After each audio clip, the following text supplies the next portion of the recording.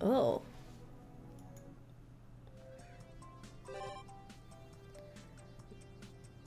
Interesting. I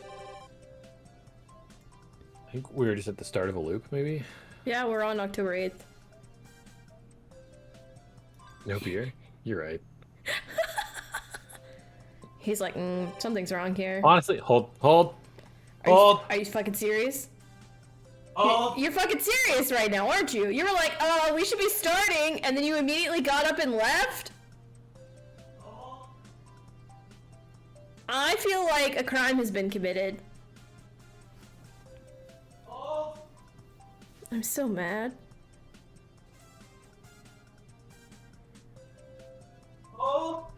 I'm fucking holding, bro.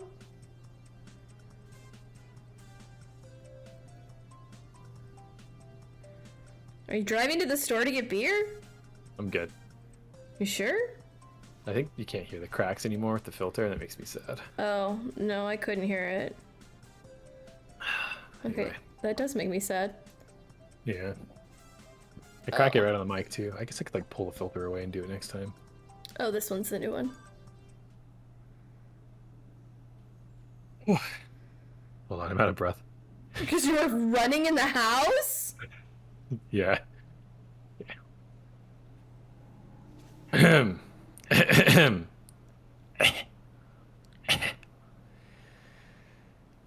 cross paths with a rather noisy bunch as I head to my classroom. Hey, that was one heck of a beauty just now, don't you think?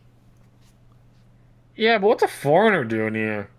No, I know it's just a foreigner, just kind of weird. Not that there's anything wrong, I mean. Who cares, as long as she's got the looks. Did I see that right? Her ears looked kind of long. I come to a halt. I'm pretty sure I have a good idea of how many good-looking foreigners there are around town, but ones that would come here? I wanted to ask about the details, but the bunch disappeared towards the other end of the hall before I could get a chance. Issei, who was walking alongside, has stopped as well. What is it, Issei? Oh, nothing. I was just a little bothered by what that group just now said. It sure is surprising to see you bothered by such gossip. No, it's just that something about that caught my attention. However, it is not a matter that shall require action on my part. With a nod, he just accepts whatever he accepts and walks away in a hurry. I should follow his example and get going, but it still keeps bothering me. I should go ask after all.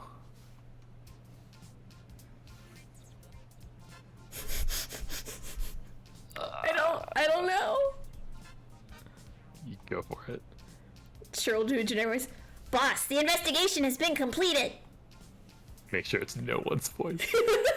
Ah! Someone suddenly starts talking to me. Startled, I see Goto-kun, my classmate, appear with an open student planner in his hand. Seems like he watched another detective TV drama yesterday. Fuck, maybe you nailed that. The target's features are as follows. Foreigner and a beauty. When asked about their impression, the witnesses testify that she looks stylish and with a purple hue. There's nothing written down in the planner, but he recites it with no hesitation. Purple? No way. Could it be Ryder? Dog, how many people do you know with long ears? So many. Goto-kun, where was the target spotted? Let's see, the witnesses report that she came in through the main entrance and was heading down the first floor hallway. The target is moving. Looks like her assault isn't about to stop there either. Thank you. Please continue with the investigation. I'll start looking for her in the first floor's hallway. Even if Ryder's already moved on, someone must have seen her. Ah, boss! If you don't return soon... Oh god, I lost it. You'll be late for the... I lost it a lot. You'll be late for the conference. If that happens, the head chief will be mad. He turned into Ilya. I couldn't help it. Please say something to Fujimura-sensei. I'll be there even if I'm late. Understood. Oh, I found it again. Goto-kun responds to the salute. I throw a glance at him and go down the stairs. That's when we have a henchman. I do not know. It didn't take long to reach the objective. Frankly, I was originally going to turn right around and hurry back to the classroom, but I couldn't just abandon a person in need. Issei's fleeting doubt was Castor. But she sure does stand out. She's not doing anything outright suspicious, she's just conspicuous, and very much so. Not sure of her destination, she checks the room numbers one by one as she walks down the hallway. Oh, come on, Castor. Oh my, it's the boy from Saber's place. Oh, that felt off. Castor seems unfazed, but I'm feeling quite tense myself. Right about now, people are saying, "Who is that? It's Emiya from 3rd year. It's him again. Why does the universe revolve around him? Let's get to killing him now." And so forth. What? He's just guessing, right? Yeah, I think so. So, what are you doing? You're way too conspicuous. What happened to your regular clothes, like the ones you wear to Shinto? I whisper softly. Well... It's okay. I'm fooling them with magic right now, but before that, boy... What is it? Where is the staff room, I wonder? Huh? What's with the blank look? Wasn't there a sign near the entrance? Huh? She can't read. She must have missed it. Yeah, you're really good at checking in all the weird places. You've come here before, haven't you? Why would you need to go to the staff room anyway? It can't be helped. It all looks the same everywhere, so I never really paid attention to the details. What a bother. She complains with a sigh. Just now, I finally got a glimpse of her true character.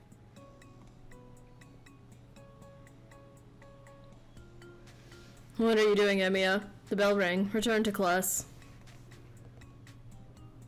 Soichiro-sama. Whether he had a first-year class or just overheard the noise we were making, Kuzuki-sensei silently appeared out of nowhere.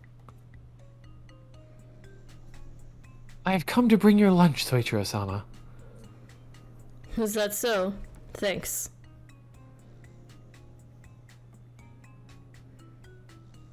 It was a busy morning.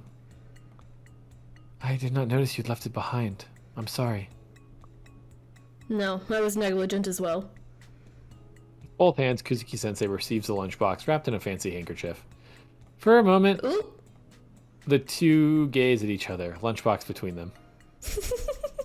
Castor's passionate eyes aimed at Kuzuki-sensei. Kuzuki-sensei looking at the lunchbox. Suddenly, Castor looks down, bringing her hands together in front of her. I understand you are busy, but since it has been prepared, wasting it. And also, I thought you may be troubled by having to purchase and have your lunch alone. I see.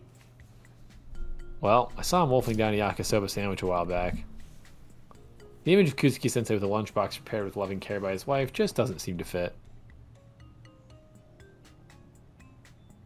Today's side dish is fried lotus root.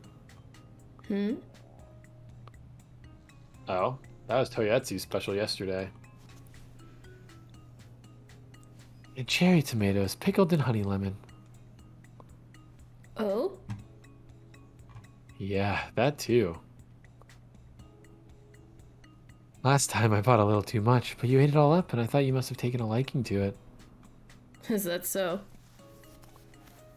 No, which is it? Do you like it or not? Well, you did well in buying that, Mrs. Magical Lady. Right, the side dish shops at Toyotsu are extremely popular with housewives and always go out of stock by 1 in the afternoon. Did you camp out there? By the way, Soichiro-sama, would you mind if I took a moment of your time? Kuzuki-sensei nods. I see. He wasn't actually going to class, but just happened to be passing by. Actually...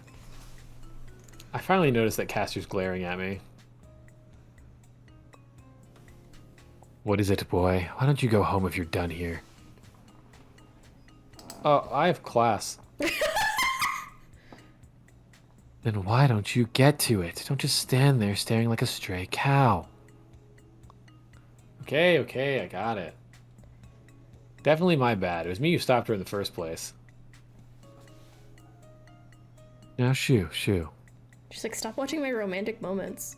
I don't care about Caster, but let's get going before I get scolded by Kuzuki-sensei as well. Suichiro-sama.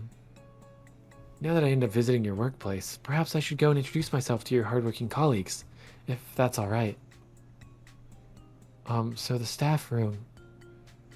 I will lead you there. Kuzuki-sensei turns around abruptly. Yes. But I was so preoccupied with making the lunch that I have not prepared even a single gift. I really should do it next time. It does not matter. There is no need to worry about that.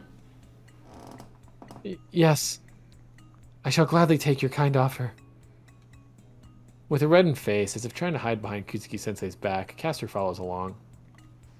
Still apologizing, she's straightening her hair frantically while looking in a mirror. I am deeply impressed by a woman's desire to not cause any embarrassment for her dear husband. Caster's making her debut appearance in the teacher's lounge. Quite impressive. As far as that goes, just having a beautiful wife show up is enough of a gift in itself. Yeah. Oh, what? Yeah, I'm confused. Who is that? Oh, I guess someone else said this. This has to be my investigator, right? As far as that goes, just having a beautiful wife show up is enough of a gift in itself. Oop. Yeah, this will be a hot topic for the whole week, huh? As I try to turn my head, I find it firmly held in place. The unforgiving, all-scathing Tiger Claw. Oh no. Oh, young man! Neglecting a class that's more important than your own life just because of a single rumor about a wandering beauty? Your teacher won't overlook this. The voice alone sends goosebumps crawling all over my skin. No, this is just that grip I had. Have mercy. Please. Your brain hurts? Question, Head Chief. What is it? What happened to Gotoku, my backup? Idiot, he's dead. Goto! Fujimura Taika is coming back to class. Grooming on the staircase like a freshly caught tuna, I'm being dragged towards the slaughterhouse known as the classroom. Wait, that was so funny. Yeah, the end was good. After school.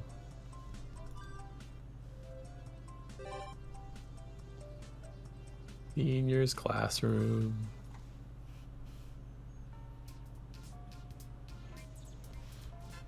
The last homeroom has ended. I'm about to hit the road.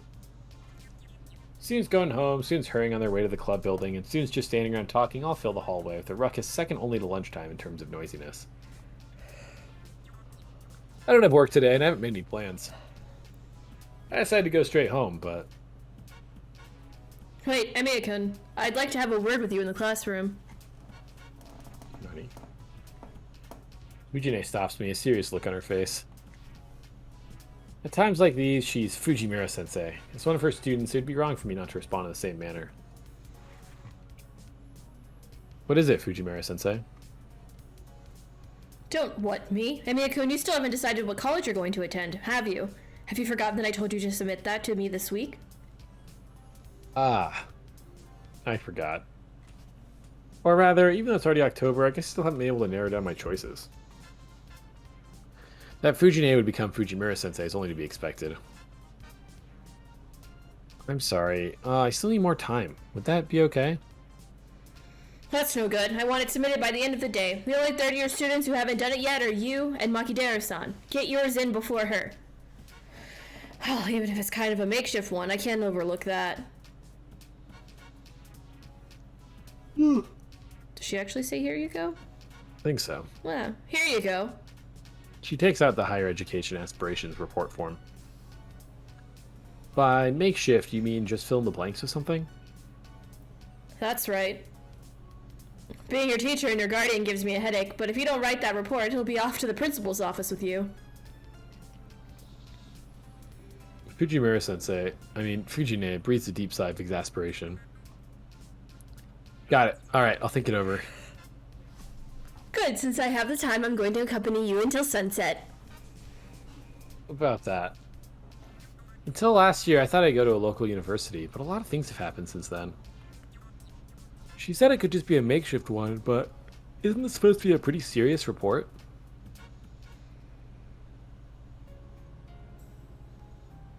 After getting lost a few times, I finally managed to fill out the whole higher education aspirations form as sincerely as I can. Sorry for the wait. Here, Fujimura-sensei. Great, good work. Let's see. Hey, desire number 1 is undecided. Desire number 2, study abroad. Desire number 3, law? Huh? So the objective you had in mind up until last year has slipped all the way into the 3rd place? Is there a reason? It's not that I lost interest, it's just that other priorities have become more important. Like, they're all about equal. I guess that's no good. That's an unusual, invasive answer coming from you. Is undecided equal to? Does that mean working after graduation? If I find a good place I'd like to work, some place where I can be useful to everyone. Okay, so what's your number 2? Study abroad? Shiro, your English grades are nothing to write home about. Listening you may get around with, but pronunciation will be a lot of work, right? I don't get it. Why would you study abroad? Is it Tosco-san's influence? Not so much influence as it is resolution. If I want to really get serious into studying, I won't be able to rely on Tosca forever, so I thought I really should study the genuine stuff. Oh, I see. By get serious, you mean like Kiritsugu-san. For a moment, I was speechless.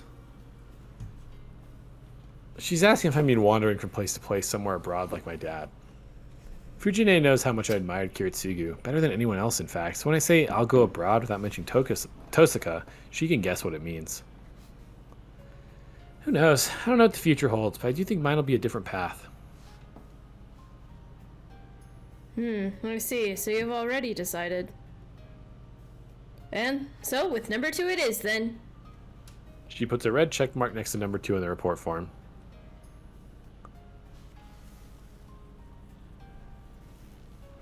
The commotion of after-school club activities in the schoolyard resounds throughout the school.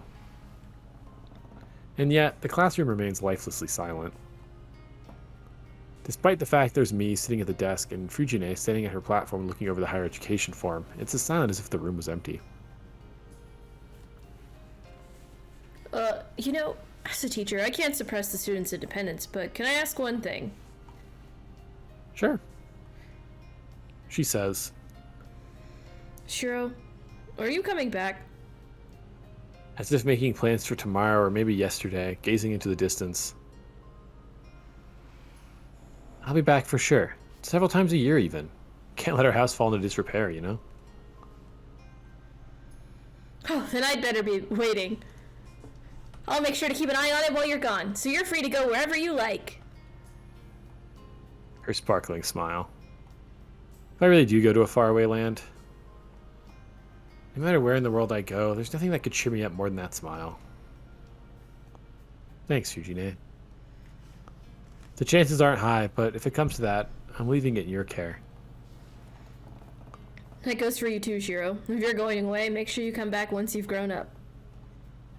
A reply with never-changing warmth. In the final autumn before my path changes for good. In an empty classroom, the two of us make yet another unbreakable promise. Ooh, wallpaper. Oh, wallpaper.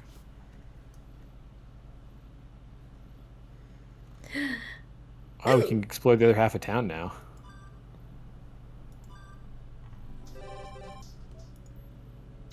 Ooh. You know who's going to be at the harbor, right? Surely he goes somewhere else during nighttime. Yeah, I don't think he'll just be sitting there at night. Where do you want to go? Let's go harbor.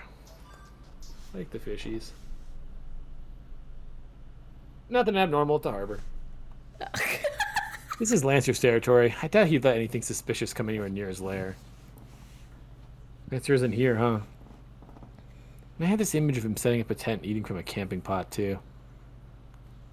Indeed, he does seem to live as he pleases wherever he goes. From what Taiga says, I believe that he is camping on that cape. Thank you for the Oh, yarn. around there.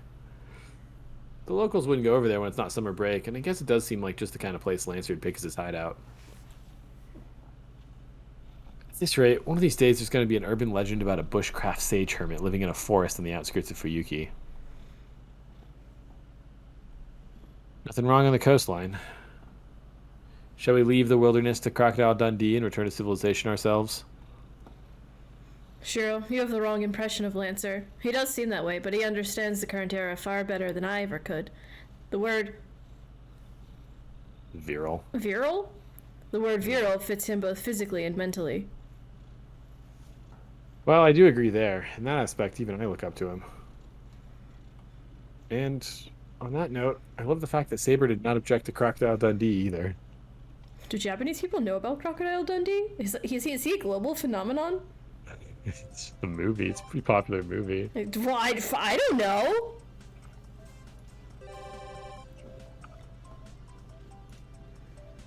We go shopping.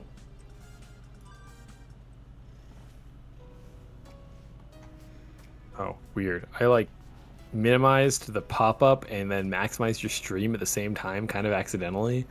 And so everything looked kind of the same, except it was behind and there was VTubers there, and it's like, what's happening? Dude, are you drunk already? Is the soda getting to you? Long. Oh, no, days are he's had long. so many bubblies.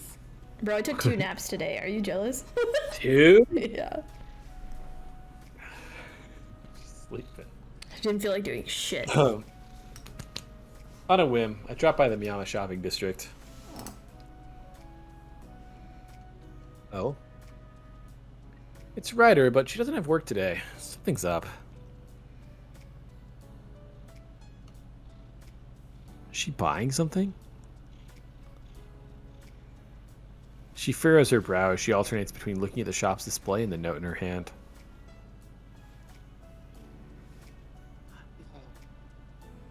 Lets out a sigh. Even the other shoppers can't help but look a bit concerned about her.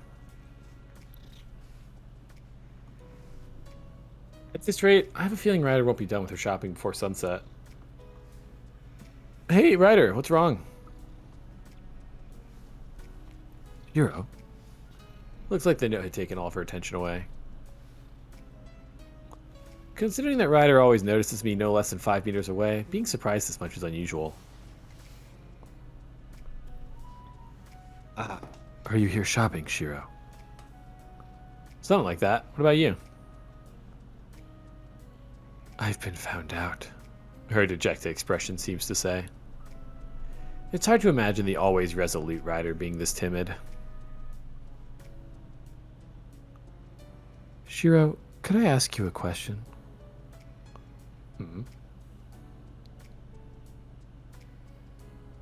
How long have you been watching me? From a bit earlier when you were looking at your note, troubled. Could it be you just aren't very good at shopping? After seeing her in that state, I certainly can't say it's one of her stronger points. Glancing at me, her shoulders droop again.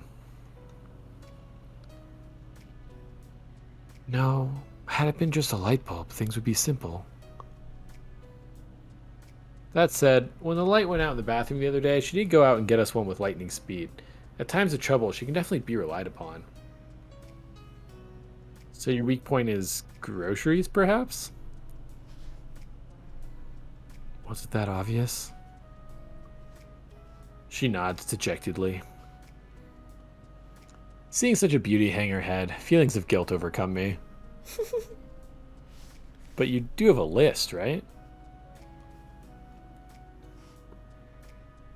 Yes, Sakura has kindly made one for me. If you have a list from Sakura, the household's kitchen authority herself, there should be no difficulties. Here it is. Ryder shows me her note. In Sakura's meticulous handwriting, I see a list containing items such as lettuce, 2 heads, and chicken legs, among other things. That should be pretty simple. It may be for you, being able to cook by yourself. But for someone as inexperienced as I, this is just too vague. She lost me.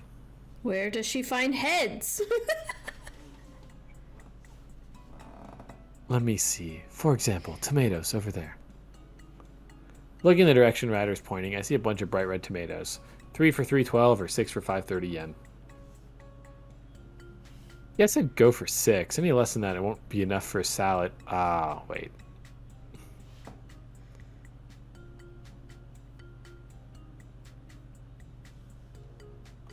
Sorry, I blacked out. You said, Okay, I'll that's wait, fine. and I wasn't reading along, and I was like, what are we waiting on? Oh, fair enough. They come from different places and with different prices. As a result, it is difficult for me to select the ones that would satisfy Sakura's expectations. Why not just get the ones with the cheapest unit price? Fucking word, Shiro. Our household isn't that picky about tomatoes. Sakura certainly wouldn't. If it is tomatoes and lettuce, I can manage, but when it comes to potatoes, there's Irish cobbler and May Queen. I'm at my wit's end trying to choose the type suitable for cooking. And with meat, there's domestic and foreign produced, but within domestic, there are various brands of Japanese beef. Finally, there's a large range of prices per gram, on sale or not. The number of choices astounds me. I see. I understand the problem now. In other words, creating a shopping strategy is difficult without a vision of the meal. Like, today we'll have a steak, or maybe a stew. For kitchen commanders like Sakura and I, changing and following the new strategy on the spot is easy. But for the rank-and-file combatants like Ryder, deciphering the commanding officer's intentions can cause a great deal of anxiety. Fucking cooking is war. I'm a kitchen commander. I'm grateful for your understanding, Shiro. Kitchen commander. It seems you're having a hard time in a lot of ways, huh? Ah, but you know. I just remembered about the other servant in our household. She also goes shopping quite often, yet I don't recall hearing anything of the sort from her. Saber doesn't seem to have any problems with grocery shopping, does she? Pardon me, but there is one big difference between us. What kind of difference? She has a truly voracious appetite. Therefore, she makes shopping decisions on an entirely different level. That is, she's able to choose the foods that look most delicious. Yeah. Simple is best. That's right. Saber possesses a very straightforward kind of grace. Of course, that includes the never mind the cost type of grace as well. I guess I'll ask Sakura to make a more specific list next time. I received such a list once, but a different problem arose. Most likely, Ryder became worried that she might be buying something different from the list specifications. No, this problem needs a more drastic solution. You should also remember what the planned menu is, then you'll be able to come up with your own decisions. I am but a beginner, with no confidence in my sense of taste, unable to match up to you two, despite the fact that Sakura tells me that I have to. That would be Sakura's sympathy for her fellow women, definitely. No matter how much I tell Ryder to improve her cooking skills, my words simply don't have enough persuasive power to produce any result. Alright. I have some time to spare, so let's forget about the menu for now. I'll just accompany you for a while. Is that really okay, Shiro? Yeah, I could use some things for the fridge too, so it's better to get it all done together rather than each on our own.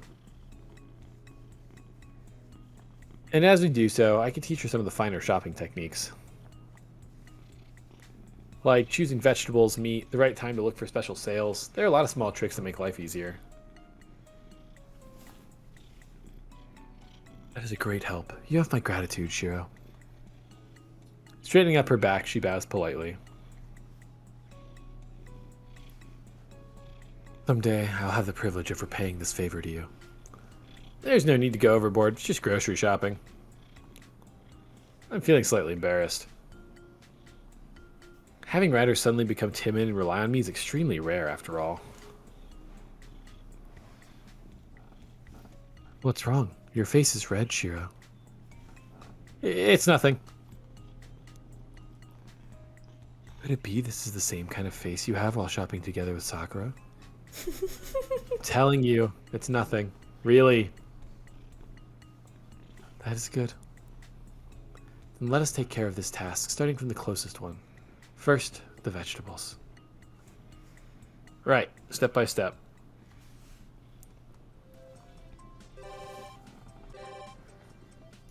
Oh, thank God you get to talk. God damn it. I was telling It's almost Stream 3 o'clock. that I've been spending this whole time here just hanging out with Minerva, petting her because all I gotta do is scroll. It's almost 3 o'clock. Let's make some tea. For now, I'll make some for myself. Then, I guess I'll invite Sakura and Saber, or whoever's around. Oh. Great. Someone's in the living room. There's no point taking a break alone. Whoever that is, let's join them for a while. Huh? Ilya? Good afternoon. Sorry for the sudden intrusion, Shiro. Make some noise when you come in. At least I could greet you. Well, whatever. Good timing. We'll ask them together. Have what, Shiro? Oh, I was just about to make some tea. Sorry for not having a proper welcome. What should I do? She doesn't care for bitter or spicy stuff, so black tea it is. It's okay. Just sit down over there. For now, I just do as I'm told. Really now, Shiro, as the head of the household, you ought to be calm and composed. Oh, well, it's just my opinion, but I thought as the head of the household that not greeting a guest is rather impolite. Honestly, I don't think I can handle just sitting here all the time, looking proud and important. Oni-chan, you said you were going to prepare some tea, right? Yeah, can't relax without tea. Ah, would you like some rice crackers or something? Wait a minute. I've noticed something just now.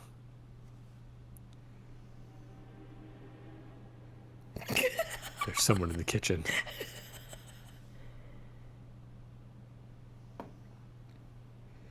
Tea it is, Liz. Yes, Ilya. Ah! Wait, am I Liz or Sella? You're not the one with the stringies on the face, right? Okay. Or did okay, I confuse yeah. us? That They is usually right. put them on the left and right, but I'm the robot lady. Right. It came out! A ghost! I mean, Ilya's housemaid! Why here? Darjeeling for Shiro and hot chocolate for me, okay? Roger. White-clad maid disappears in the kitchen instant. I'm speechless. It's no wonder. Having a maid suddenly spring forth in the kitchen would surprise anyone. Shiro, what are you so surprised about? That, of course! Why are your maids in my house? Because isn't it improper for a lady to go out without her attendants? Ilya smiles radiantly. Not having them would be improper? Just what century are we talking about? Wait a second, didn't you say you don't actually like having your maids along with you? When I come just for fun, yes. But then, they're quite useful at times like these, don't you think? Well, but this... Peeking inside the kitchen, they really are hustling around noisily, taking care of various chores.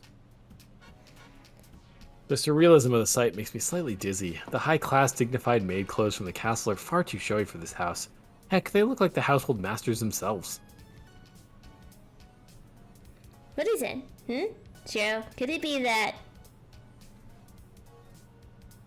the kitchen is your turf so you don't like others intruding on it? Huh? Now she mentions it, that's not it at all. With everyone using the kitchen, there's no way I'd get possessive over it. Sella and Liz are complete strangers to you, so they are liable to set off the intruder alert, aren't they? Sakura is part of the family, so you don't mind her. I see. Yeah, that might be it. Had it been you, I probably wouldn't mind either. Ilya in the kitchen, well, she may be a little short. While I'm thinking, a white shadow materializes nearby. My lady, the tea is ready. Here, Ilya. Be careful. Hot. Liz, the maid that has difficulty with language, places the cup in front of Ilya. But when did our household get such high-class saucers? And now to my side.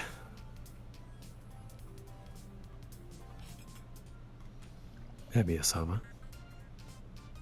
Ah, right. Sela, the one in charge of education, and by no exaggeration, Einstwern Castle's greatest threat, is now attending to me. Emi-sama, as a sign of friendship with this household, this is the highest grade autumnal flesh Darjeeling received from the Thurbo plantation in fall of this year. What? I might hold my own when it comes to Japanese tea, but this black tea attack, striking my weakest spot, was totally out of the blue. Properly speaking, it is a specialty reserved for no one other than the head of the household, or possibly family relatives and longtime friends. Therefore, Emi-sama. What the heck? That's gotta be one expensive tea. I'll object. The price is not an issue. This does not need to be said, but being served this tea is a sign of my lady's goodwill. Listen well, Emi-sama. In order for that trust to never be betrayed, it is her kindness that you'll be tasting as you carefully drink it. Not given many options, am I? To be lectured before being given tea. Who'd have thought? Ilya's grinning broadly.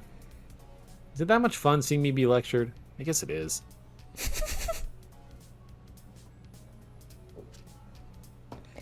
Oh, well, I humbly accept your kind offer. Despite drinking tea in my own home, I still feel guilty. Even I can tell this is high-grade tea. The aroma is very delicate, straight yet perfectly smooth and sweet. Oh, and Shiro? I did have them bring it today, but it's really no big deal. It's not like we keep this grade of leaf in a special reserve. That helps, and sorry for the low-grade stuff up to now. Having once proudly offered bargain bin Chinmaicha to Ilya, who's used to this kind of excellence, I am now quite embarrassed. Moreover, I just can't relax while I'm surrounded by Sela and Liz. Shiro, you want dessert as well, don't you? Yeah, don't tell me you prepared that as well. Yes, naturally. Sela, Liz. The maids, standing by until now, resume their work. As soon as the two of them disappear back into the kitchen, I unconsciously let out a sigh of relief. Oh, you getting so nervous? Of course, first time I'm drinking tea while being attended by a maid and all. I kind of understand why Ilya would want to go out alone now. She's used to the ever-present maids by now, but from time to time, she still needs to have a taste of freedom without them around. Huh, you must have it tough yourself. A little, although Sela's nagging is not as bad as it used to be. I'm still busy learning all sorts of proper ladylike manners. Sela's sure into it. She wants you to grow up as a fine lady, no doubt. I know. I've got to grow up properly to meet her expectations. Ilya, want more? No, this is fine, Liz. Make sure Oni-chan gets a big one. Oh, I fucked up on my typing. Oh no. I typed the wrong letter. Everything's fine. Milady, these kind of nicknames... No. Emi-sama, here is a triple berry pie from La Fleur. Ooh. The pie, having appeared out of nowhere, is adorned with whipped cream and all sorts of berries.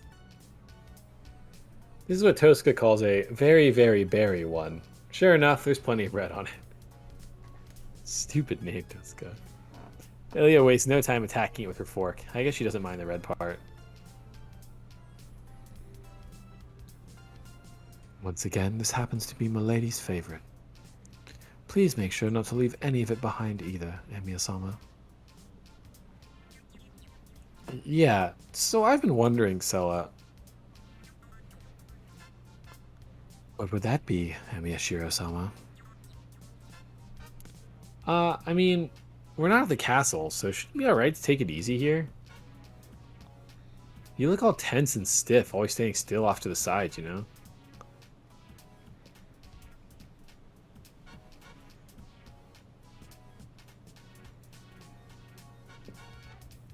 It's true. Stella, cold? Lacerit!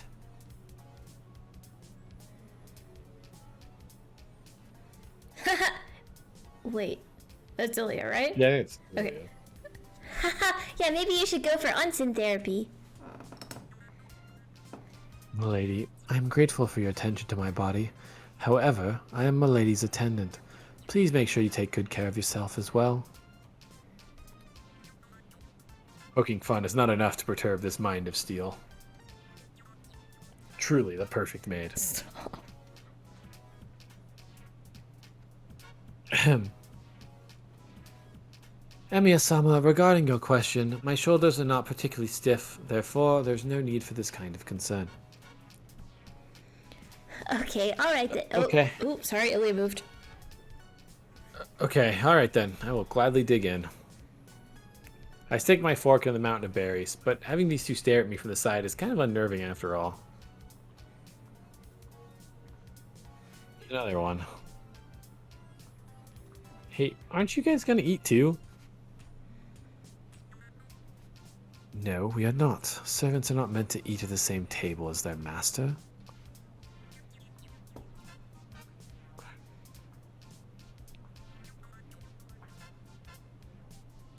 Is this Lacerit? Yeah. Why do they always speak German? Jesus Christ. 9. This is like, Danke. This is why she's not good at that's English. like basic ass German, you know? That one's not as bad as the Rin German. I'm gonna complain every time. That's just no, thanks. I see. Another failure. Lilia seems to be enjoying it, though. Watching me get embarrassed is quite entertaining, no doubt. However, at this rate, my fortress isn't making progress.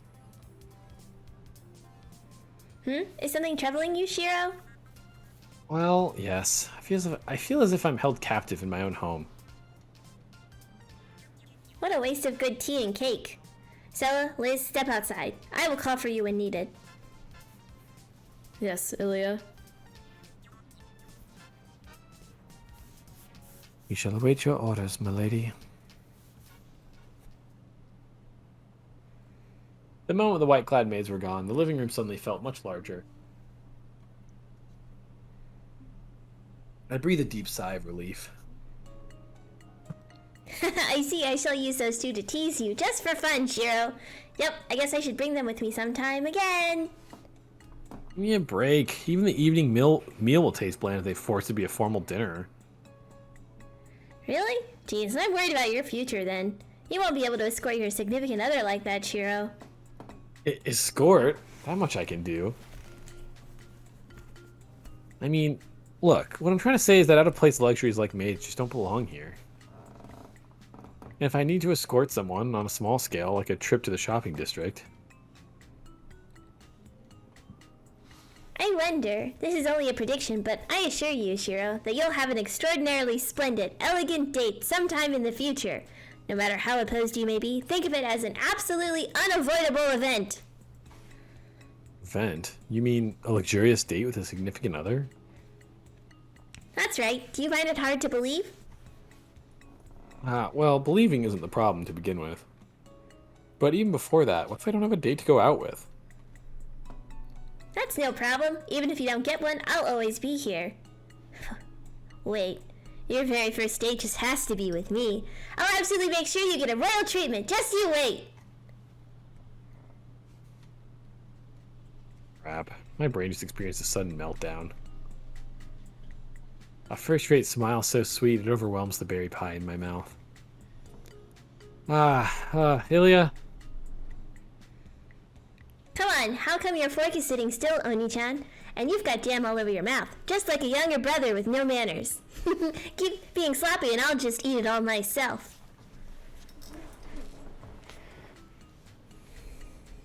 Mimicking an older sibling's voice, she keeps making fun of me.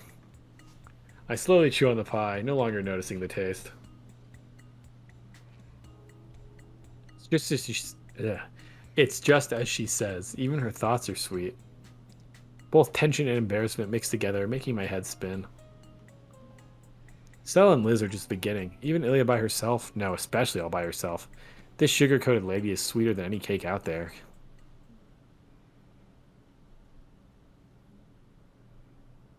You were so hyped for me to do talking, and then it was literally just solo.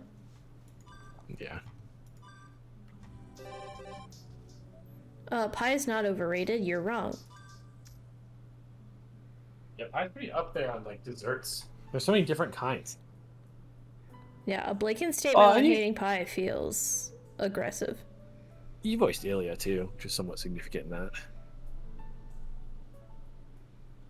that. There aren't that many people in front of the station. Evening rush hour is long since over. From what I've seen, no more than one person exits the station every half hour. But even though there aren't many of them, pedestrians do pass by, and that's the problem. Shiro, is something bothering you? You keep pressing your hand to your forehead when you look at me.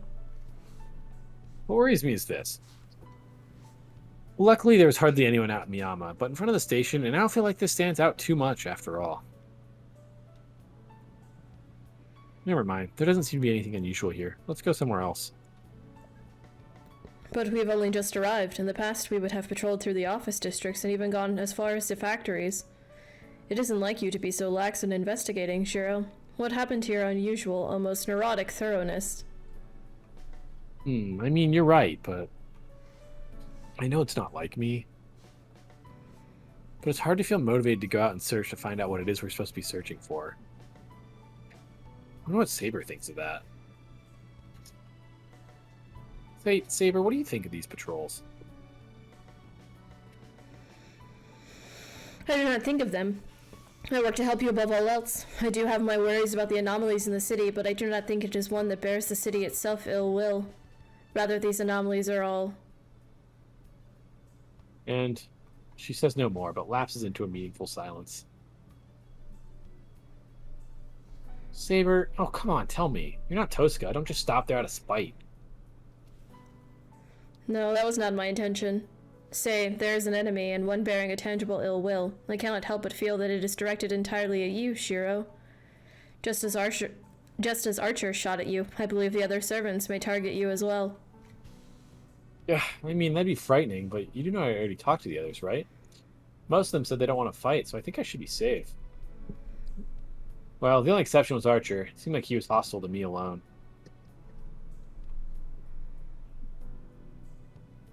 I see, so Archer viewed only you as an enemy. Saber's briefly lost in thought. Shiro, we must proceed with our investigation. We found no anomaly. We found...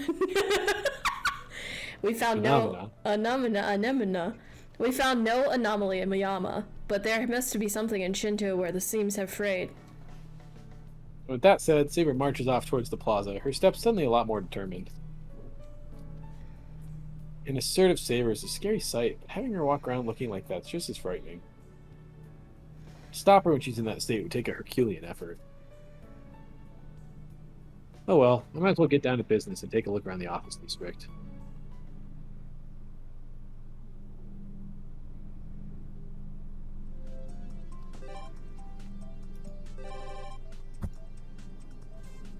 Ghost hose!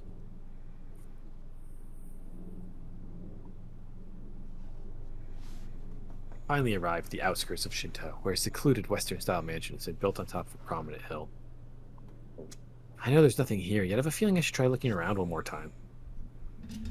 I left right away last time. Today there's no rush. I'm well aware this is trespassing, but I really want to have a good look inside. The Tosca and Mateau mansions are both fine examples of Western-style architecture, but I don't feel particularly fascinated by the buildings themselves. This house, however, I find strangely attractive. Modest in its splendor, the structure just feels aesthetically pleasing. I wouldn't mind even a maintenance job in this building.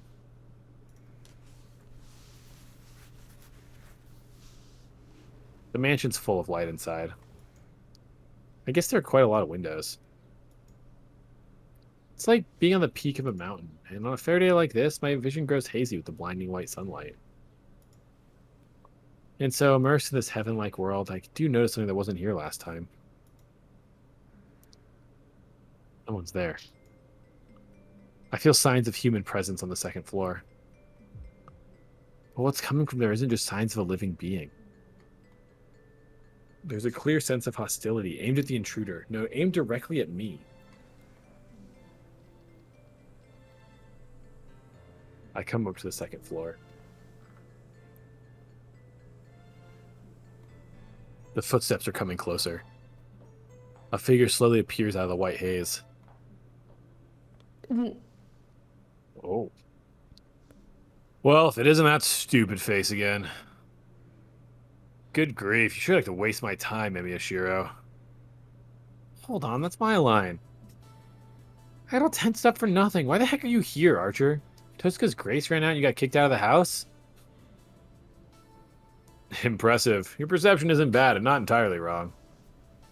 I need to finish up a job I've been entrusted with, and so I'll not be coming back until my master's satisfied.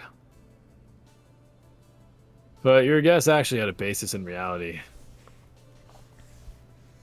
I see. Torn apart by an internal conflict, unable to find your place and running away. That's not just someone else's problem, you know. Anxiety over your future caused you to unconsciously bring it up. Man up and choose your target while you still can. Ugh, that's none of your business. Keep your nose out of my private matters. Well, sometimes even I feel uneasy about it. But enough of that. It's certainly true that Archer's been absent from the Tosca residence lately. What Tosca probably entrusted him with, as an overseer of Fuyuki, is maintaining public order. So were you hoping to find something here? Otherwise I doubt you'd come near a place like this. Oh no, I have no interest in this mansion. In fact, I didn't even know it existed. I'm just about done. I saw nothing particularly unusual. I don't intend to waste any more time here. So why did you come then? You must have thought it looked suspicious at least. You yourself are the reason. You came in here a while back. That by itself is plenty of cause for investigation. What's with that? You're saying you just came to see if I was up to anything bad? On what basis? I glare at him. Archer looks down upon me with a doubtful gaze. And you? What brought you here? Didn't I tell you that I never knew about this mansion? Archer never knew about it. I suddenly get a feeling this fact carries significant meaning to it, and... Oh, I get it. It's like since Archer didn't know about it, it doesn't make any sense that Shiro's ever been here. Oh, I see. I'm blinded by the strong sunlight. Do we not know we're the same person in this timeline? Fucking who knows, I guess. We should know. Ataraxia is the fucking least clear sequel I've ever seen in my life. It's because they're mushing all the timelines, right? Because, like, at first it made it seem like the Saber timeline was the right one, and then we started doing stuff with Sakura, and then it started feeling like the Sakura timeline was the right one, and you're like, I don't know anymore. Yeah, I think it's just kind of intentionally unclear what timeline you're on. Yeah, but truly we found out that we are the same person. And also, it was like they had that whole thing where, like, oh, the kaleidoscope blew up in the first act, and so, who knows what happened?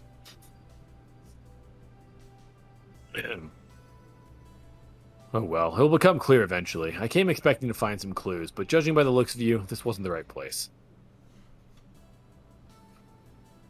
As I thought, it seems I can't gather all of the evidence.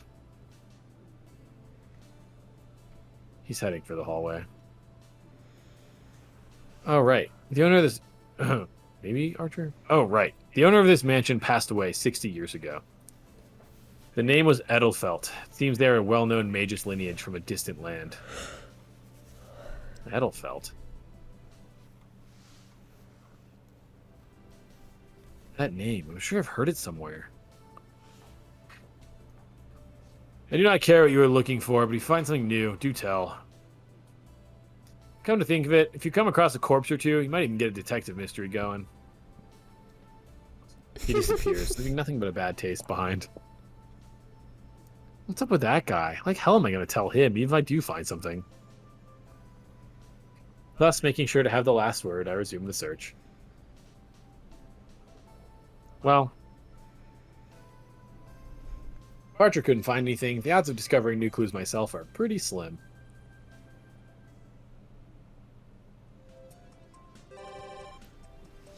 Holy shit. Holy new sneakers. Oh my god, it's like a whole new day section.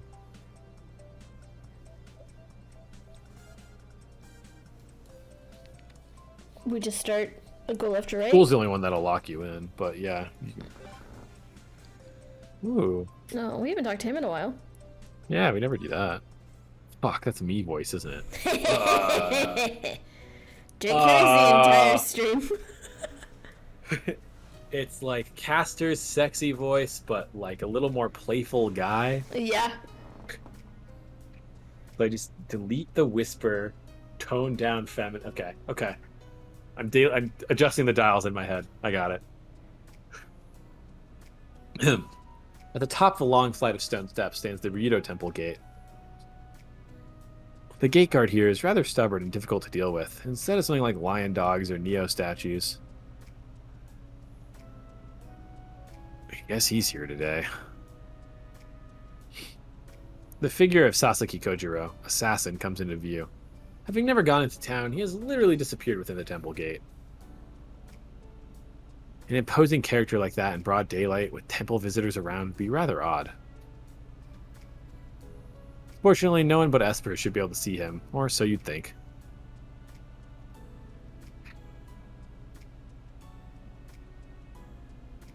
Out for a casual stroll, I ended up coming all the way here. I wonder why. Despite having the day off, I bet Issei still went to school. Top dessert is cookies? Jesus Christ. Even if I go out of the way to offer him a cheerful greeting, the chances of being able to get a conversation going with Kojiro are slim. Kojiro himself only glances towards me. Finding no ill intent, he shifts his gaze elsewhere. But, you know, after standing guard all day, you can't help but be bored. A job where you don't do anything, even if that's an exaggeration, I can't fathom how tiresome that must be. I feel sorry for him. Maybe I should bring a present or something next time. He doesn't look like the kind of guy that dislikes drinking. Should I take some from the main temple building?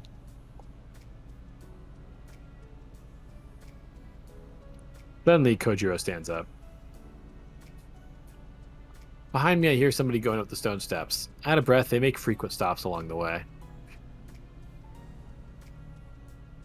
Wondering who that might be, I hide behind the gate and take a peek. Weird. Huh? Kojiro aside, there's no need for me to hide. I just followed along.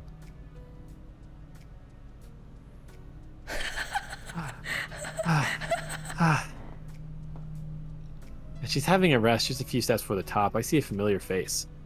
Saikusa? Is she alone? Once recovered, she slowly conquers the last bit.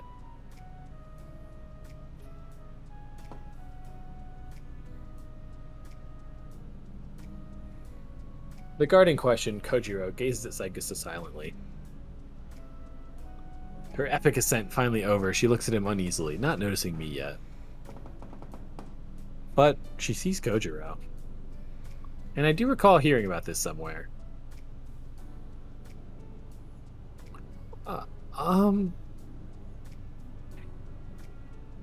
She speaks up, a hint of fear in her voice. Well, can't blame her, not when this anachronism of a swordsman stands in front of her, and not a single TV crew or signboard in sight.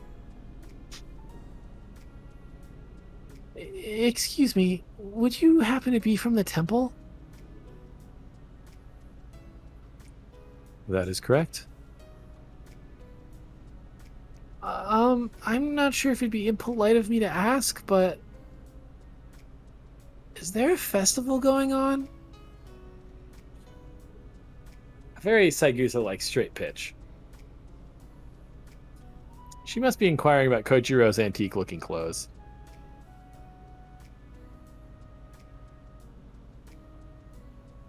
Festival. It seems this temple does have a history behind it. I recall Castor talking about it, but sadly, I do not know when. What kind of history, I wonder? Saigusa ponders, tilting her head to the side. Oh. Castor-san. Kusugi-sensei's wife, right? That's correct, unfortunately. She seems a little off-put by his blunt manner of speech. Perhaps it's about time to interrupt them. Just as I'm about to make an appearance, Saigusa's unexpectedly persistent stance stops me in my tracks. The way things are now, this is not a good time to come out.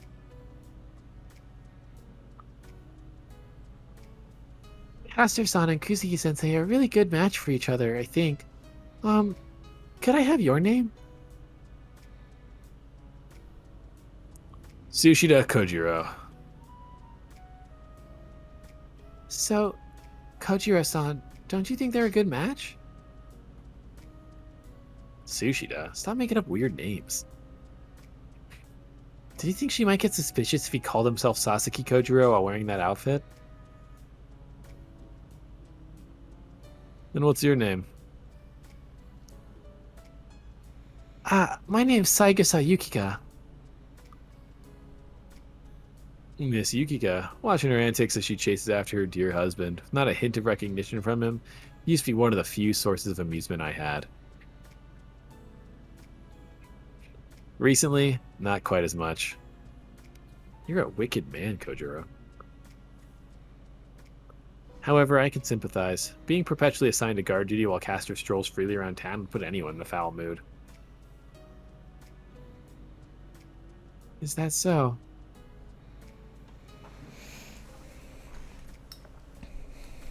What? That's just my perverted taste. If she's been blessed by an innocent child like you, it'd probably make her happy.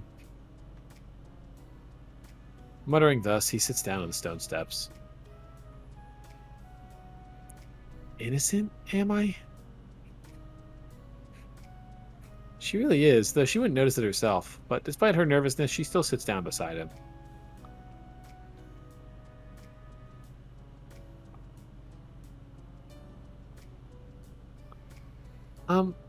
Kojiro-san, it really isn't just my imagination, is it?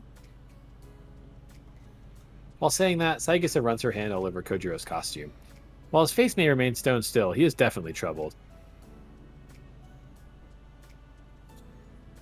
Maki-chan and Kane-chan both say there isn't a samurai at the temple gate. But there really is one, after all. They probably just came at the wrong time. He mutters in bewilderment, staying beside her. Befriended by a cute little puppy, even Kojiro finds it hard to be unkind.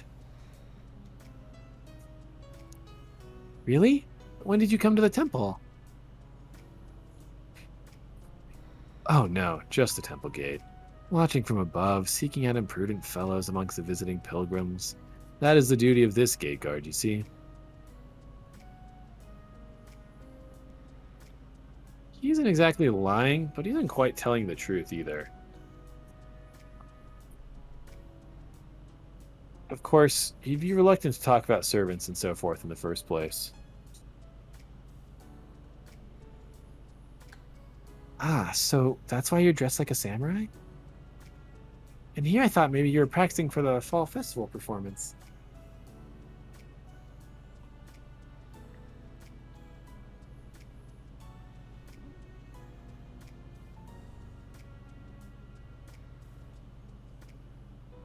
I see. While Kojiro sits there dumbfounded, Saigusa's face is sparkling with an innocent smile. That's great. You really are like a samurai, Kojiro-san. Um, that big sword behind your back, is it real?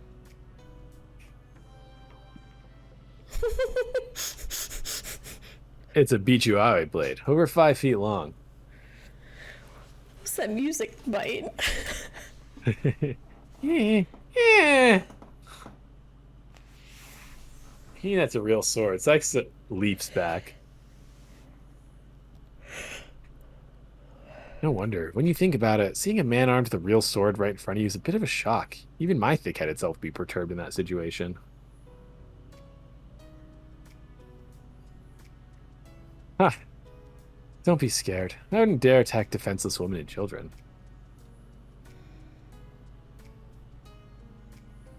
But is it really alright with the police? Temples and shrines have always had the right to protect the people. Do not worry. What century is that from? Gathering her resolve once again, Saigasa timidly goes back to sitting by his side.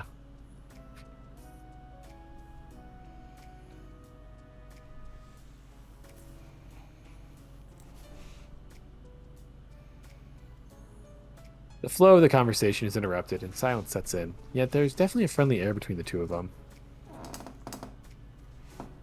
As I watch from behind the gate, I suddenly feel rather embarrassed by this act of voyeurism. Ojiro-san, what now? If it's alright, listening to this makes me nervous. I mean, Saigusa's talking to a guy out of her own will. Just what is it that attracts her to Kojiro? Is this slightly greater than average audacity? Had Mahidera been here, there'd be more than a little violent uproar, no doubt. Next time, I thought maybe you could meet with Maki-chan and Kane-chan.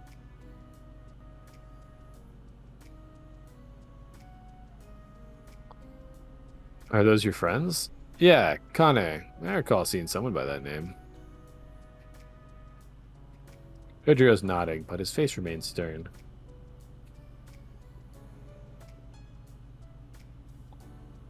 Really? So it turns out you already know Kane-chan.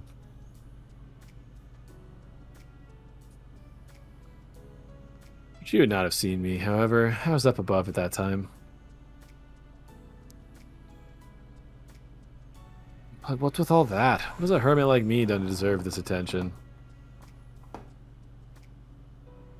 He lets out a light sigh. His dramatic attitude looks nothing more than an attempt to relieve some boredom at the expense of Saigusa's naivete. I'm sorry. That wasn't my intention. I see. She seems dejected. It would take someone like Makidera or Tosca to extract a promise as overbearing as that.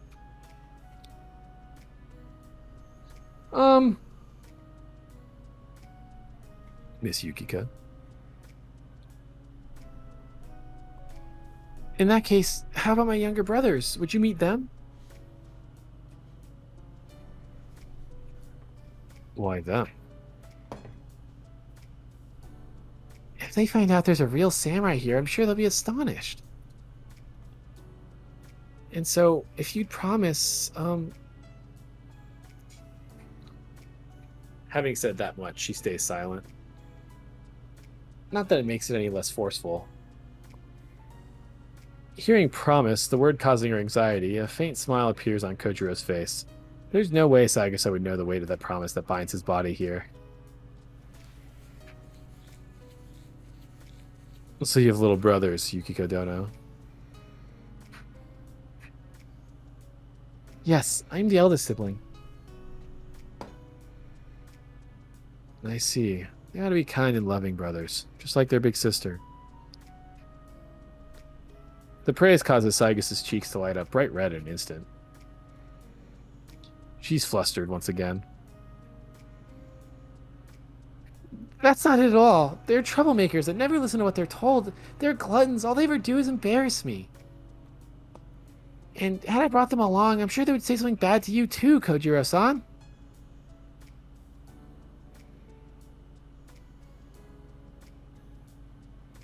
There's no need to be anxious, Miss Yukika. I believe there's nothing wrong with recollecting the days long gone once in a while, right? Nodding like that, Kojiro's getting dramatic again. Twisted as he is, he can still weave in a glamorous quote. Or did he actually mean it? If that's the case, I've greatly underestimated Saigusa's skill. Really? Let us meet again, whenever you see fit.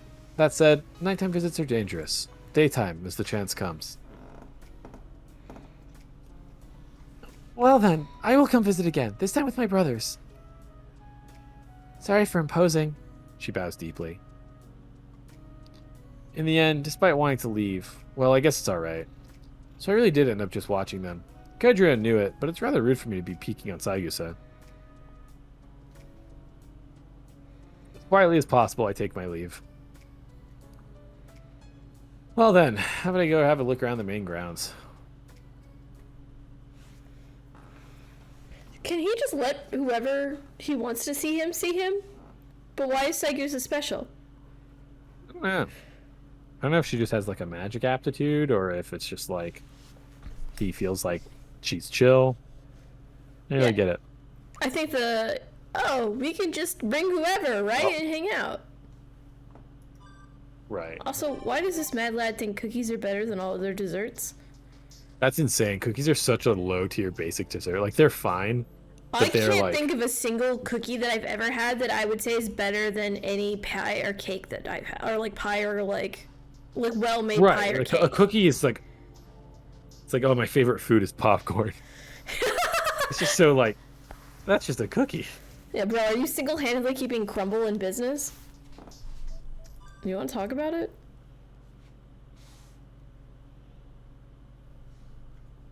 I had a feeling that by doing this, things could finally begin.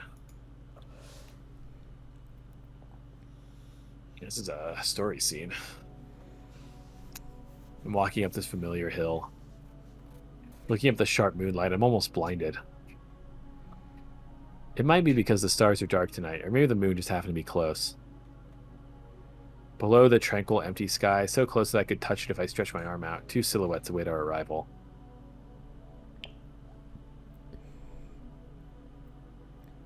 A servant. Uh-oh. Saber reacts instantly. She runs out in front to guard me and raises her invisible sword. We meet again, Saber. No, I suppose this would be the first time for you. I stare fixedly at the mages, utterly stunned. Were you the only one to come? I have no idea of your intentions, but dealing with one servant is all the better for us. I have already defeated the other servants. Now I shall defeat you and check the king. Sparks run through Saber's body. Her fighting spirit is flared up. She must know what this... She must know that what this mage says is true. You defeated the other servants? No, you and your master, as well as the Einsburn master and her servants, still remain. Once I defeat you, I will attack the Einsburn castle and obtain the Holy Grail. Saber's readiness to fight has changed to open hostility. She sees the woman before her as nothing but an enemy, is now waiting for me, standing behind her to give the order. Namely, destroy our foe.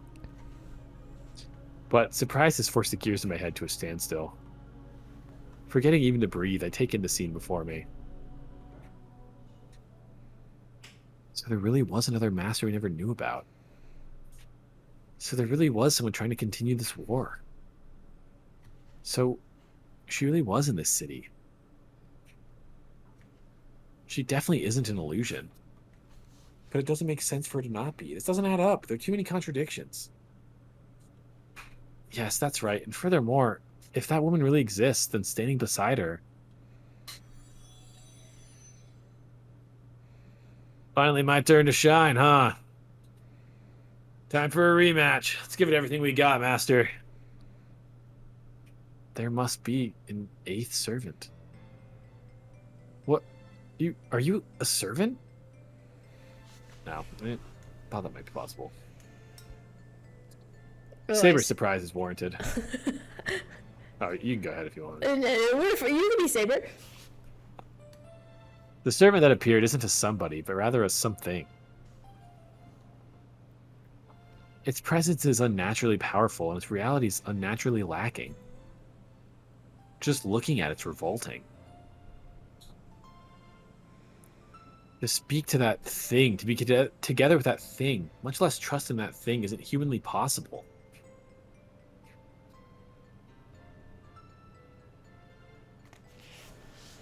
Allow us to introduce ourselves. Well, who knows? Yeah, okay. Fair enough. Allow us to introduce ourselves. I'm the master dispatched by the association, Bazit Fraga McRemitz. And this is my servant, Avenger. The faceless, featureless silhouette grins. Even without a face, the expression of his emotions is clear. So a mono, a womano fight it'll be. Don't get in the way, master. I got good chemistry with Saber. I can handle this all on my lonesome without your support. Thanks ever so much. Very well, but be sure to pull back when the time is right. It is impossible for you to finish off Saber. Give me a good fight. At the very least, get her to the point where she has to use her noble phantasm. A thunk resounds by Bazit's feet. She's dropped the container she was carrying. And a leaden sphere rolls out.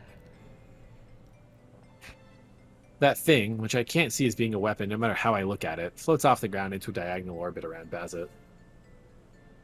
Should we take it for some kind of defensive mystic code against servants? The crystal circles around Bazit to protect her, glowing with a dim light. Let the battle commence. Ready your sword, Saber. This time my servant and I will defeat you.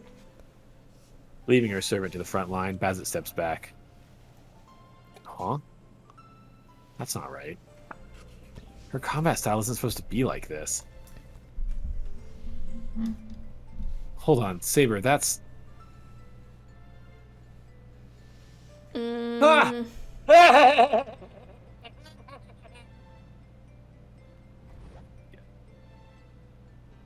As if to obliterate the sound of my voice. No, to do exactly that, Avenger rends the air with an exaggerated war cry.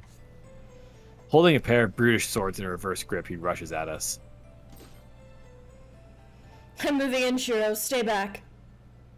Saber responds to the charge of the silhouette. With no time to stop them, the battle between the two servants begins.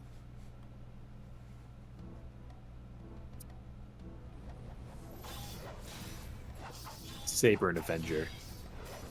The struggle between the two is more like watching a warrior grapple with a beast than the elegant meeting of blades. The warrior is Saber, the beast is Avenger. A battle without noble phantasms or magic, where pure physical attack and defense will determine the victor. The short swords Avenger holds are closer to fangs than blades. They're a pair, the two weapons so great the variance in their size and shape press in on Saber.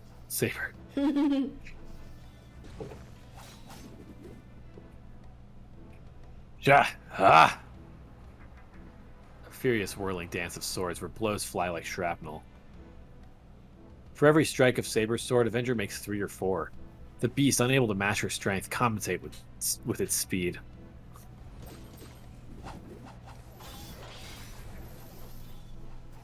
A uniquely bizarre and haunting scene.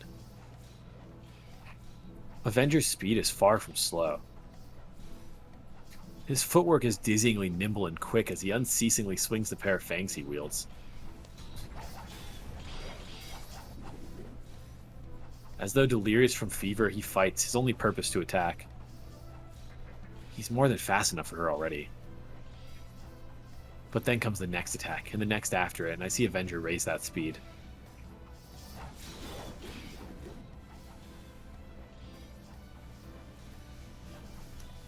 Probably Saber? I think so. Oh, well. That's your ragged panting. His eyes are bloodshot. His breath comes in ragged pants from the lack of oxygen. His body screams that anything more than this will be impossible. And yet Avenger ignores it all completely and immerses himself in the battle. Stronger. If she blocks this attack, he has to hit her even stronger. Faster. If she can throw that strike aside, he has to do it faster. His body's without limits. No, it's just that he doesn't care about the limits. He is a beast, stricken with a madness that drives him not to heed the exhaustion searing his brain.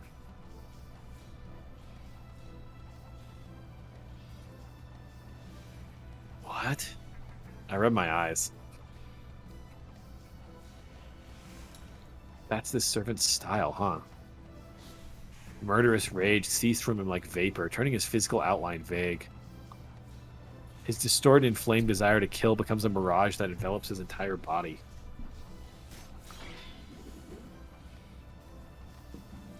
Yeah. Oops, sorry. Sorry. The speed at which Avengers' short swords strike their foes already increased countlessly, 100-fold or more since the battle began. A ceaseless torrent of swords rained upon its foe. However, Saber's blade deflected them, each and every one. Ordinarily, no human can stand up to a huge carnivore. But in this case, the tables have been turned. The human Saber is the one with the overwhelming advantage. No matter how fast Avenger goes, his swords won't reach Saber in the end. From the start, the gap between their raw abilities was too wide. To Avenger, Saber is as impregnable as a man-made fortress. Even with the excessive speed he wagered his life for, Avenger doesn't stand a chance against Saber.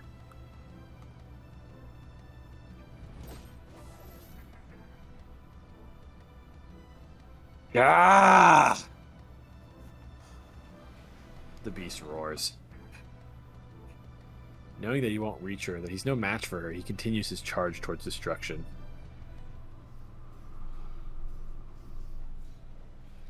Saber remained on the defensive, not because she was waiting for Avenger to burn himself out, but to see how he would play his hand. There's a purpose to this rampage. Our enemy is also a servant. If his basic stats are low, what we need to watch out for is his noble phantasm. Knowing that, she was gauging Avenger's power, but that too is now at an end. Judging that Avenger has no trump card, Saber begins her counterattack. But what interests me is the Master. She's monitoring the fight from a distance, just like I am. She's an excellent magus. There are plenty of ways she could be supporting her servant, so why is she only looking on? What is that sphere floating behind her? Ha! That's obviously Saber. God damn it. Ha! Please go ahead. I did. You want to hear it? Oh, no, I don't think it came through. Ha! Saber's sword flashes. With one swing of her sword, she'll perform the last rites to end this rampage. As she brings it down, the malformed blades of his short swords catch it. A sword breaker. Short swords like those are usually used for that purpose. A weapon designed not to rend, but to stop the blade of the attacker's weapon. Ah, you finally took the bait, you moron! He laughs derisively at the game that's just entered his trap. Avenger, whose left dagger halted Saber's sword, brings its mate up from the right to cut Saber. Ah! The fangs are pulverized, shattering without a trace. The left-hand sword that held hers, and the right-hand one aiming to slash at her armor. Saber obliterated them both in the blink of an eye. Saber's sword descends. What the hell kind of bullshit magic burst was that, you bitch? He jumps back, shrieking in anger, but all too late. Yeah.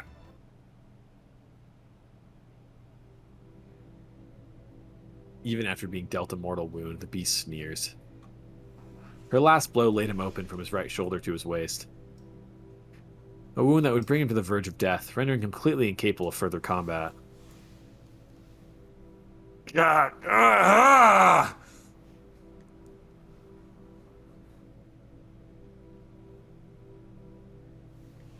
Berg.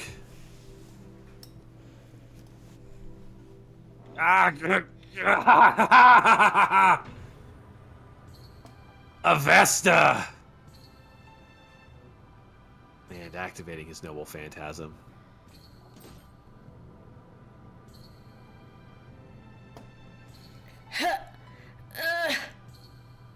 As she cuts down Avenger, Saber crumples to the ground. Like mirrors facing one another. Saber, without a single visible wound, clutches desperately at her torso, just like the fatally wounded Avenger.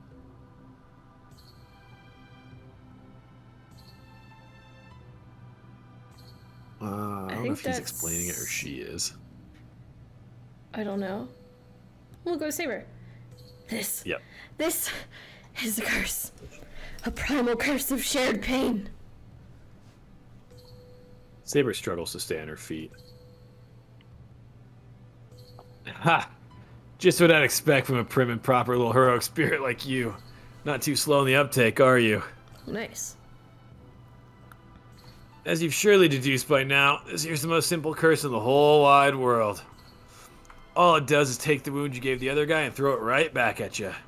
I call it Virga Vesta, a shitty third-rate noble phantasm that can't do anything until I eat damage.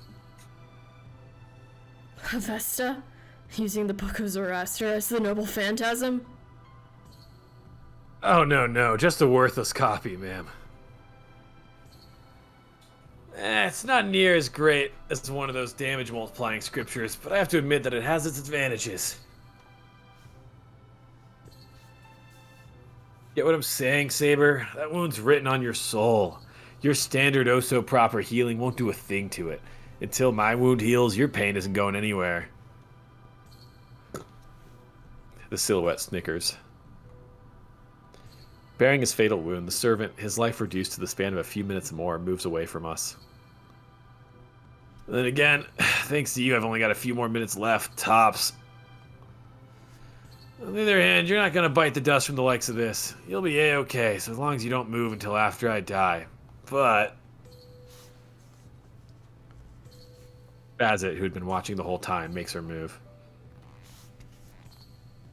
With a spare efficiency in her movements, she slips both her hands into leather gloves. You don't exactly have the time to stand around catching flies, either.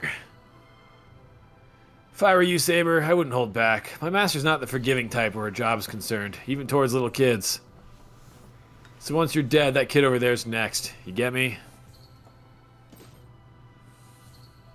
Strength returns to Saber's body. It might have been Avenger's taunting that did it, or maybe it's because she noticed me trying to run towards her. Do not underestimate me. Do you really believe a wound like this would be enough to stop me, Avenger? No. Saber's sword reveals itself. Her enemies number only 2. The distance between them is sufficient. From this position, the church will also be mowed down along with them, but she already has confirmed that no people are inside. Shiro, I request permission to use my noble phantasm. Please hurry, the enemy master is making her move. But we, as the audience, know that that's how we die. Shut up! The sphere floating behind Bazit's being charged with electricity. I don't know what she's trying to do, but that magus looks like she's going to attack Saber from over there. But with that, it's like using a pebble to attack a tidal wave. Saber, it's up to you. Just try to limit the output as much as you can. No. The activation itself happened in an instant. She has to hold back the output as well, but the deployment of Noble Phantasm doesn't even take a second. Once activated, its speed and power are unrivaled by any other. In a contest of pure power between Noble Phantasms, only Ea, the Sword of Rupture held by the King of Heroes, could match Saber's Holy Blade. Having been struck directly by that sword, no human magic, whatever the kind, can hope to match it. X!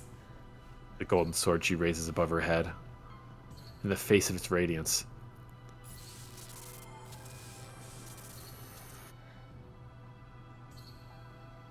Answer. The mage just let out a breath against her right fist, as if whispering to it.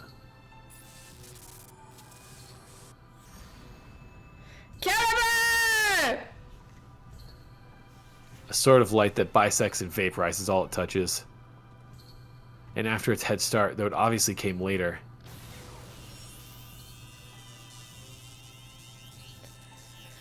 Fragarak! I think your mic's speaking when you yell these. Probably. Bazet Fraga McRemit's noble phantasm is activated. I have to have a cap because my ugly laugh comes through. I'll start Well, that whispering didn't our look noble phantasms. Caliber! This will be an ASMR stream now. The clank of falling iron rings out. Saber's still standing. But the landscape around her, which should have been reduced to embers, is still standing as well. Saber, her sword still held as though she just brought it down to strike, glares savagely at her distant enemy. No promised victory meets her eyes. She stares up in blank amazement at the dark expanse of the empty sky. A single hole has been opened in her armor. With all energy focused into it, the smallest possible fatal wound. A wound no greater in diameter than a pebble, like a cigarette burn on a reel of film. That was the wound that killed Saber. It burns. My gaze returns to the enemy master. The attack has burned her leather gloves away. Grimacing in pain, the mage just licks the back of her right hand. Probably because the sphere is a single-use weapon, it lost its metallic color once fired. Ragnarok. The short sword of the war god Lugh, told of in Celtic mythology. The legend tells of a sword that would launch itself from its sheath without its user having to touch it, and cut down all opposing it before their swords could be drawn. Saber's noble phantasm, which had struck first, and the sword of light which followed it. The victory should have been Saber's. But Fragrak was fired at a speed even faster than that of Excalibur, and didn't just defeat Saber, but cancelled Excalibur's light. Unfathomable. Whatever magic theory could craft this miracle is far beyond human understanding. Only one thing is clear. That mystic code is a match for the noble phantasm of a servant, able to cut them down head on, the ultimate counter code.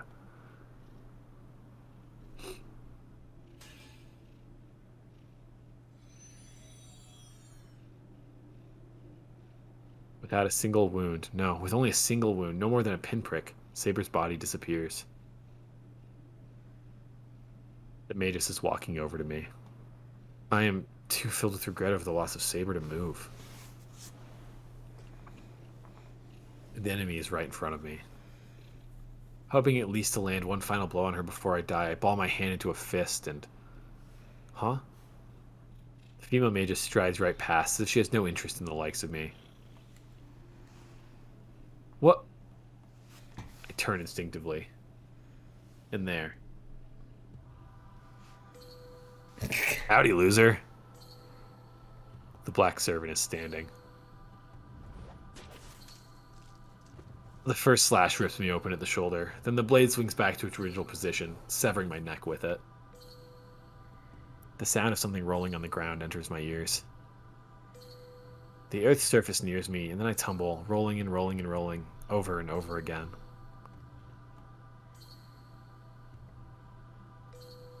Pick a different partner and try again. Next time, try to get someone that knows this lady's trump card a little better. The black servant didn't speak in mockery. His words were straightforward advice. It's as if he's the one who really wants to kill her.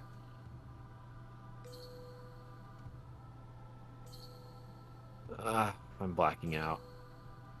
The moon is revolving like a skull. And thus, the error-riddled Holy Grail War, without ending, sends out the next runner.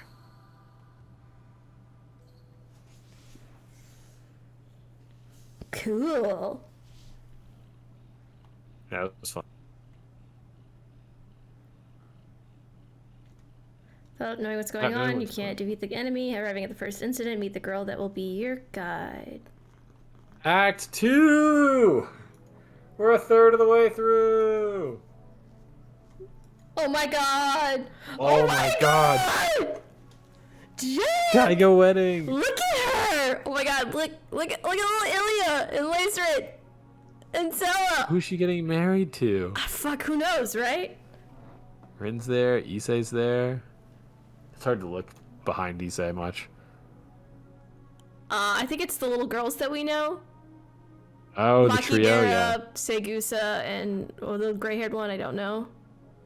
You know who's not in this picture is Shiro, but marrying Shiro is fucking horrid. That's the worst outcome. Yes. Oh, is that... Oh, that might be Grandpa. I guess let's hope it's Issei's brother. That's why... Oh, right, because they're kind of like friends. Yeah. Nothing else new.